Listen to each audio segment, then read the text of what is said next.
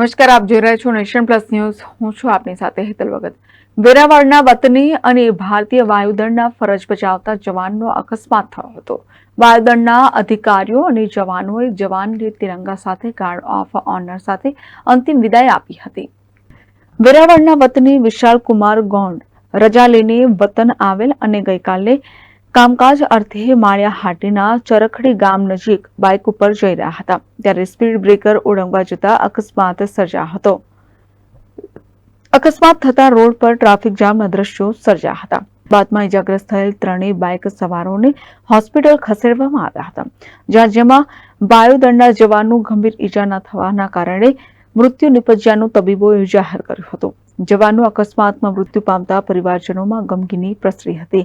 અકસ્માત અંગે પોલીસે ગુનો નોંધી તપાસ હાથ ધરી છે. આ દરમિયાન જવાનનો મૃતદેહ વતન વેરાવળ લઈ આવવામાં આવ્યો હતો.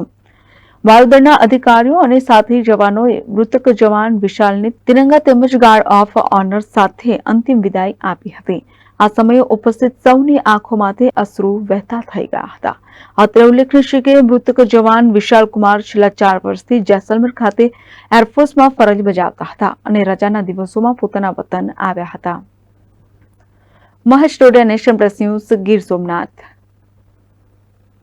સમાચારોના સતત અપડેટ મેળવવા માટે અમારી નેશન પ્લસ ન્યૂઝની યુટ્યુબ ચેનલને સબસ્ક્રાઇબ કરો, બેલ આઇકન દબાવો અને જોડાયેલા રહો ફેસબુક, ઇન્સ્ટાગ્રામ અને ટ્વિટર પર.